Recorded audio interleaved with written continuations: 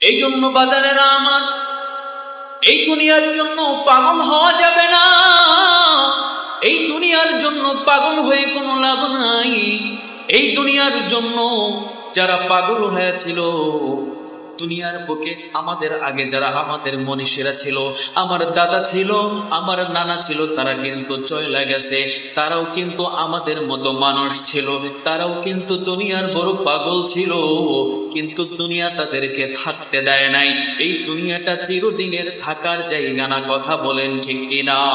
আলহামদুলিল্লাহ الحمد لله نحمده ونستعينه ونستغفره ونؤمن به ونتوكل عليه ونعوذ بالله من شرور أنفسنا ومن سيئات أعمالنا من يهده الله فلا مضل له ومن يضلله فلا هادي له ونشهد أن لا إله إلا الله وحده لا شريك له ونشهد أن سيدنا وسندنا وحبيبنا وحبيب ربنا وطبيب قلوبنا ومولانا محمدا عبده ورسوله صلى الله تعالى عليه وعلى آله وأصحابه وبارك وسلم تسليما كثيرا أما بعد فأعوذ بالله من الشيطان الرجيم بسم الله الرحمن الرحيم إذا جاء أجلهم لا يستأخرون ساعة ولا يستقدمون صدق الله المولانا العظيم قال رسول الله صلى الله عليه وسلم أكثروا ذكرى هادم اللذات الموت أو كما قال النبي عليه الصلاة والسلام إن الله وملائكته يصلون على النبي يا أيها الذين آمنوا صلوا عليه وسلموا تسليما اللهم صل على محمد وعلى آل محمد كما صليت على إبراهيم وعلى آل إبراهيم إنك حميد مجيد اللهم بارك على محمد وعلى آل محمد كما باركت على إبراهيم وعلى آل إبراهيم إنك حميد مجيد الله رب العالمين قرآن الكريم من ভিতরে বলেছেন إذا جاء أجلهم فلا يستأخرون ساعة ولا يستقدمون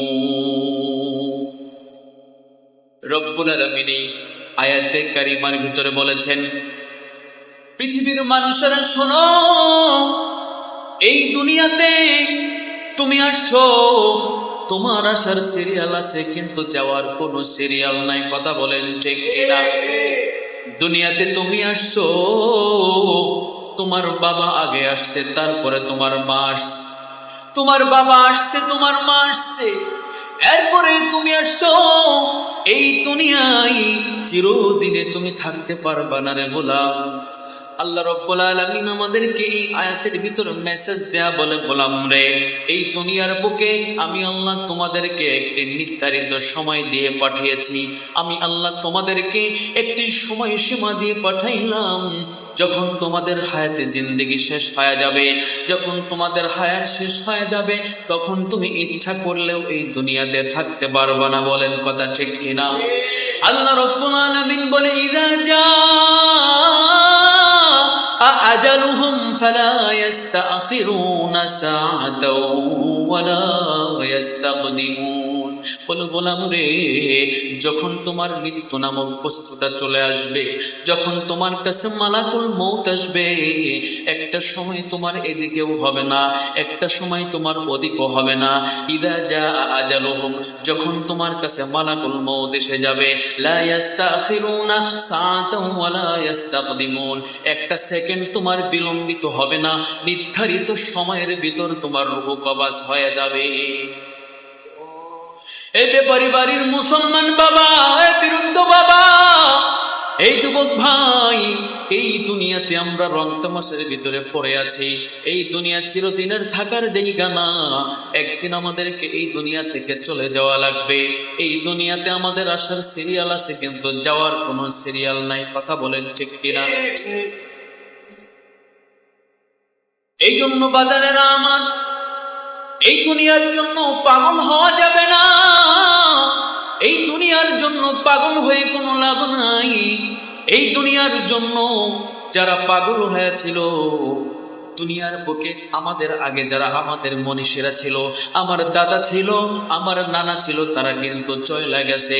তারাও কিন্তু আমাদের মতো মানুষ ছিল, তারাও কিন্তু দুনিয়ার বড় পাগল ছিল, কিন্তু দুনিয়া তাদেরকে থাকতে দেয় নাই। এই দুনিয়াটা চিরদিনের থাকার জায়গা না। কথা বলেন ঠিক কিনা? দুনিয়া থাকার জায়গা না, এই দুনিয়া, দুনিয়া থাকার জায়গা না, দুনিয়া থাকার জায়গা না, এই দুনিয়া, দুনিয়া থাকার জায়গা না। না ফেরার দেশে যাইবা একদিন ভেসে, না ফেরার দেশে যাইবা একদিন ভেসে, আর তো ফিরায় আইবা না এই দুনিয়ায়। দুনিয়া থাকার জায়গা না, দুনিয়া থাকার জায়গা না, এই দুনিয়া, দুনিয়া থাকার জায়গা না। নাকের কাছে জীবন তোমার, মরণ ঘাড়ের পিছে, পরাণ পাখি দিলে ফাঁকি, সবই তোমার মিছে। কথা বলেন ঠিক কিনা?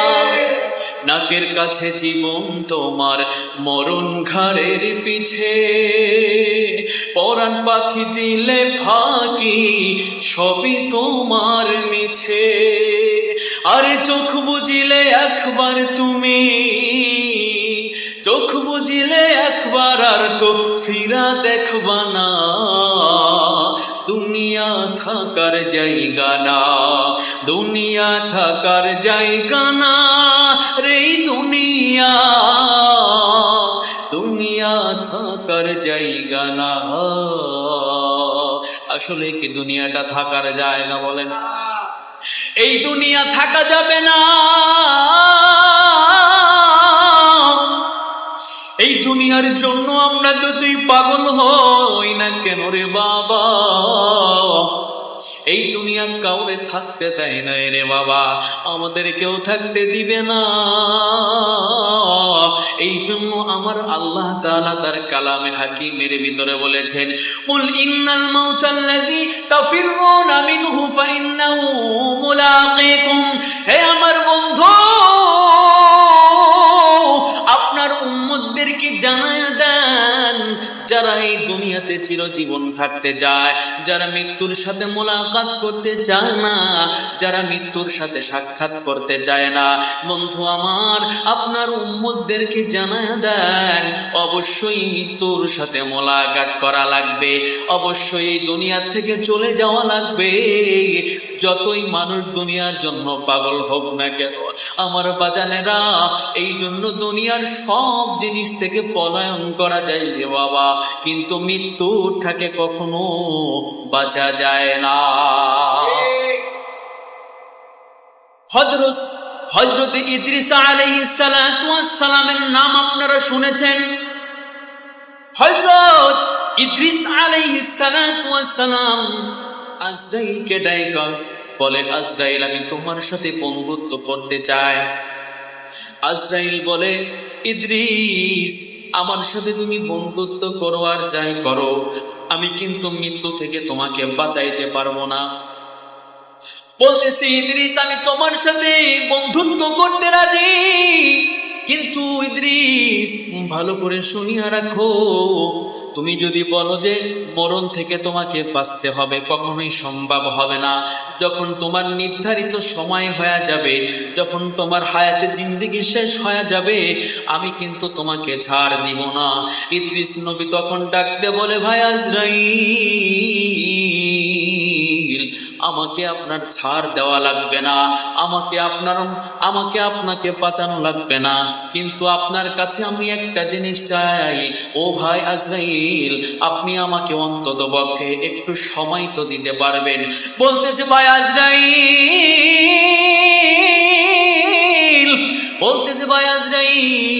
যখন আমার হায়াতে জিন্দেগি শেষ হয়ে যাবে, অন্তত পক্ষে আপনি আমাকে একটু মেসেজ দিয়া দিবেন যে বন্ধু তোমার আর দুনিয়াতে থাকার মতো সময় নাই। আপনি যখন আমাকে মেসেজ দিয়া দিবেন, তখন আমি ইদ্রিস শুধরায় যাব, আমি মৃত্যুর জন্য প্রিপারেশন নেব, আমি মৃত্যুর জন্য প্রস্তুতি গ্রহণ করব। তখন আজরাইল বলতেছে, ও ভাই ইদ্রিস, ঠিক আছে, তোমার কথায় আমি রাজি আছি, ঠিক আছে। আস্তে আস্তে করে যখন সময় অতিবাহিত শুরু হয়ে গেল, ইদ্রিস আলাইহিস সালাতু ওয়াস সালাম আজরাইলকে যখন এই কথা বলে বিদায় করে দিলেন, হযরত আজরাইল আলাইহিস সালাতু ওয়াস সালাম হঠাৎ করে একদিন ইদ্রিসের কাছে হাজির হয়ে গেছে আর বলতেছে, বন্ধু তোমার আর সময় নাই, তোমার নিবার লাইগা আসছি। ইদ্রিস আলাইহিস সালাম তখন চোখের পানি ফেলে দিয়ে বলতেছে, ভাই আজরাইল, তোমার সাথে তো আমার এই চুক্তি ছিল না, তোমার সাথে তো আমার চুক্তি ছিল আমার মরণের আগে তুমি আমার মেসেজ দিয়ে দিবা, আগে তুমি আমারে জানাইবা, এরপরে তুমি আমার জানটা কবজ করতে আসবা। বলতেছে, বন্ধু আমার, আমি তোমারে জানাইছি, আমি তোমারে মেসেজ দিছি, কিন্তু তুমি রিপ্লাই করো না রে। তুমি বন্ধু তো অটল ছিল না, তুমি তো মৃত্যুর জন্য প্রস্তুতি ছিল না, আমি তো তোমার আগের থেকে জানাই দিছি। বলতেছে, বন্ধু কেমনে জানাইলে? আমি তো মোটেও টের পাইলাম না। বলতেছে, বন্ধু তোমার মাথার দিকে একটু তাকায় দেখো। বলতেছে, তোমার চুলগুলো কি কালো ছিল? বলতেছে, হ। বলতেছে, বন্ধু রে, আমি তোমার কালো চুলগুলো যখন পাইকা সাদা হয়ে গেছে, তোমার কালো চুলগুলো যখন কালো থেকে সাদা হয়ে গেছে, আমি তোমার 1 নাম্বার মেসেজ দিছি আর বলছি, বন্ধু তোমার 1 নাম্বার মেসেজ, তোমার যাওয়ার সময় ঘনিয়ে আসছে, তুমি প্রস্তুতি গ্রহণ করো। বন্ধু তুমি তো টের পাও নাই। বলতেছে, বন্ধু তোমার 2 নাম্বার মেসেজ দিছি, তোমার কালো চুলগুলা পাকা সাদা হয়ে গেছে, তুমি টের পাও নাই। যখন বলতেছে, বন্ধু তুমি তো আগে সোজা হয়ে হাঁটতা, তোমার শরীরে কত শক্তি ছিল, বন্ধু আমার এখন তো তুমি লাঠি বর্দে ছাড়া হাঁটতে পারো না। বলতেছে, বন্ধু এখন কি তুমি মাজাটারে সোজা করে হাঁটতে পারো? বলতেছে, না। বলতেছে, বন্ধু আমি তোমার সোজা মাজাটারে বাঁকা কইরা দিছি, আল্লাহ তোমার সোজা মাজাটারে বাঁকা কইরা দিছে, তুমি কি বোঝো নাই? আমি তোমারে 2 নাম্বার সিগন্যাল দিছি। ও বন্ধু ইদ্রিস, আমি তোমারে 3 নাম্বার সিগন্যাল দিছি। বলতেছে 3 নাম্বার সিগন্যাল হলো, বলতেছে বন্ধু রে, তোমার এই মুখ কত ভরা করা ছিল, তোমার গালের ভিতরে এই শক্ত শক্ত দাঁত ছিল রে বন্ধু, এই দাঁত দিয়া তুমি কত হাড্ডি চাপা ফেলছো, ফেস্টা ফেস্টা করে দিচ্ছ। ও বন্ধু, এরপরেও কি তুমি বুঝো নাই? বন্ধু রে, আমি তোমার এই 3টা মেসেজ দিছি, এরপরেও তুমি বুঝো নাই।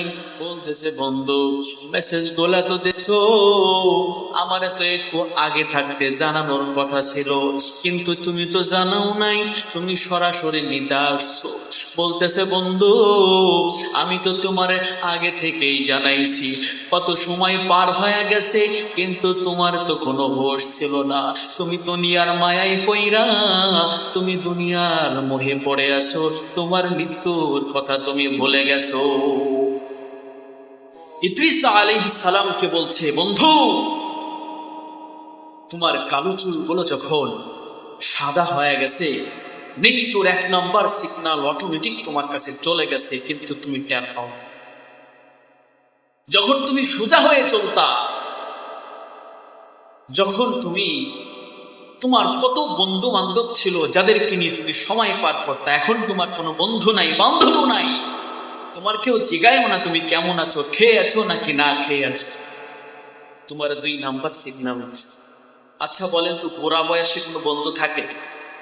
আপনি এখানে 1 মাস বিছানায় পড়ে থাকবেন, একটা মানুষ আপনার খোঁজ নেবে না, বলেন ঠিক কিনা? আপনি ঠিক বললেও ঠিক, না বললেও ঠিক, কারণ আমরা তো দেখি।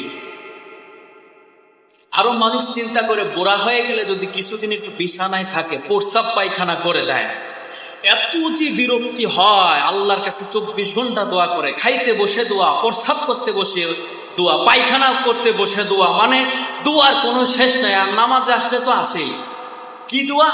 আল্লাহ বুড়াটারে তেরাতে তুমি নেও না, আল্লাহ বুড়াটার হাতের থেকে আমাদের বাঁচাও। প্রস্রাবের বন্ধু আর থাকা যায় না, পায়খানা আর কতবার সাফ করব, বলেন ঠিক কিনা? আমরা বুড়াটার জন্য দোয়া করি যে যত তাড়াতাড়ি সম্ভব এই দুনিয়া থেকে আল্লাহর নেয় না। কিন্তু একটা বার চিন্তা করে দেখা দরকার, আজকে আপনি আপনার বাবার জন্য, আপনার দাদার জন্য, হয়তো আপনার নানা তারা মুরব্বী হয়ে গেছে, তাদের জন্য আপনি এরকম দোয়া করছেন। বাজান আমার, এই যুবক ভাই, একটা দিন আমাদের এরকম সময় আসবে কিনা, আমাদের জন্য আমার সন্তানগুলা, আবার নাতিপুতিগুলা এরকম বলবো যে বুড়াটাই মরে না কেন, বুড়াটাই মরে না কেন। হায় আফসোস, আমরা কিসের দুনিয়ায় আছি? দুনিয়ার সব কিছু করতেছি, মাগার আমাদের একদিন চলে যাওয়া লাগবে, এই চিন্তা আমাদের ভিতরে নাই। আছে, কিন্তু ওই যে চিন্তা আছে, কিন্তু এটা নিয়ে কখনো ভাবি না। আল্লাহ বলতেছে, বললাম ভাবো আর না ভাবো, আমি একটা সেকেন্ড সময় দিব না, কিঞ্চিত পরিমাণ সময় দিব না। বলতেছে, যেই ব্যক্তি গুনাহগার, যেই ব্যক্তির ঈমান আমল ঠিক নাই, যেই ব্যক্তি বদকার, এই দুনিয়া থেকে ওই ব্যক্তি যাইতে চায় না। আর যেই ব্যক্তি মুমিন, ওই ব্যক্তি দুনিয়ার থেকে যাওয়ার জন্য বড় পাগল। সুবহানাল্লাহ। আমার আল্লাহর রাসূল সাল্লাল্লাহু আলাইহি ওয়াসাল্লাম বলতেছেন, তুহফাতুল মুমিনিল মাউত, ঈমানদারের জন্য মৃত্যুর হলো উপহার, উপঢৌকন স্বরূপ। বলেন সুবহানাল্লাহ। ঈমানদার ব্যক্তির কোনো ভয় নাই। যেই ব্যক্তির ঈমান আছে, আমল আছে, দেখবেন যে মরণের আগেই কিন্তু সে টের পাওয়া যায়। আজরাইল আলাইহিস সালাতু ওয়াস সালাম প্রত্যেকটা বান্দা এবং বান্দিকে মরণের 40 দিন আগে তাকে মেসেজ দেয়া দেয়, হে অমুক বাড়ির অমুক, হে ব্যাপারী বাড়ির অমুক ব্যাপারী, হে বিশ্বাস বাড়ির অমুক বিশ্বাস, তোমার আর মাত্র 40 দিন সময় আছে, তুমি আস্তে আস্তে করে মৃত্যুর প্রিপারেশন নাও। বলে, মৃত্যুর প্রিপারেশন কেমনে নিব, আমি তো বুঝি না। বলে, আপনি অবশ্যই বুঝেন। দেখবেন একটা মানুষ যখন মরণের সময় ঘনিয়ে আসছে, এই মানুষটা কিন্তু আস্তে আস্তে দেখবেন এর আচার আচরণ, এর খাওয়া দাওয়া, এর ব্যবহার, এর আদব আখলাক, দেখবেন আস্তে আস্তে সবকিছু কেমন যেন পাল্টায়া যায়, কেমন যেন নরম হয়ে যায়। বলে, মৃত্যুর 40 দিন আগে মালাকুল মউত আজরাইল আপনার বাড়িতে প্রতিদিন আসা যাওয়া করে আর আপনাকে মেসেজ দেয়, একটা দিন চলে যায় আপনাকে ডাক দেয়া বলে, আব্দুল করিম আর মাত্র 39 দিন সময় আছে, এই আব্দুল আহাদ আর মাত্র 30 দিন সময় বাকি আছে, হে উম্মত আর মাত্র 25 দিন বাকি আছে, আর মাত্র 15 দিন সময় বাকি আছে। আস্তে আস্তে করতে যখন আর 1 সপ্তাহ 5 দিন থাকে, 2 দিন থাকে, তখন আজরাইল আইসা বলে, হে উম্মত এখনো তুমি দুনিয়ার মায়ায় মোহে পইরা আছো, তোমার মাত্র আর 1 দিন সময় বাকি আছে।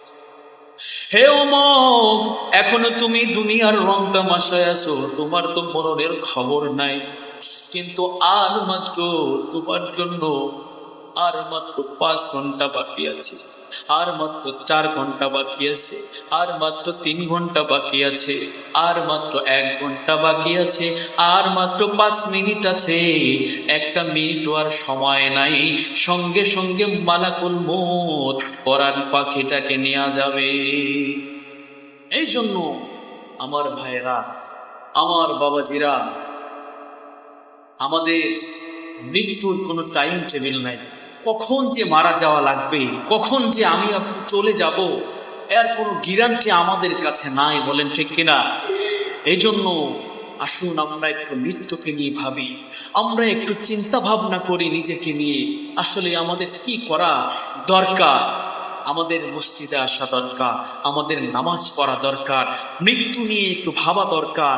একটু গোরস্থানের পাশে আপনার বাবাকে শোয়া রাখছেন, আপনার দাদাকে শোয়া রাখছেন, এর পাশে আপনাকে একটু দাঁড়ায়ে নিজেকে একটু অনুভব করা, নিজেকে নিয়ে একটু চিন্তা করা। আপনি যারা এরকম ভাবে মুরব্বী হয়ে গেছেন, যুবক আছেন, সবাই উভয়ের জন্য এটা করা দরকার। অন্তত পক্ষে আপনি যখন গোরস্থানে যাবেন, আপনি যখন আপনার বাবার কবরের পাশে দাঁড়াবেন, উচিত কি জানেন? উচিত হলো আমার আপনার আপনজন, আপনার বাবা, আপনার মা, অথবা আপনার দাদা, আপনার দাদি, বিশেষ করে মা বাবার কবর যাদের আছে, ইন্দ্রায় কথাগুলো ভালো করে শুনুন। বাবা মার কবরের পাশে সম্ভব হলে প্রতিদিন যাওয়া, যদি তা না হয় সম্ভব হলে 1 সপ্তাহ 1 দিন যাওয়া। একটি শুক্রবারে আপনি যান, শুক্রবারে আপনার বাবার কবরের পাশে গিয়ে আপনি দাঁড়াবেন, দাঁড়ানোর পরেই, দাঁড়ানোর সাথে সাথেই আপনার বাবার কবরে আপনি একটা সালাম দেওয়া লাগে, সালামের যে দোয়াটা আছে, এই দোয়াটা আপনি আগেই পাঠ করবেন।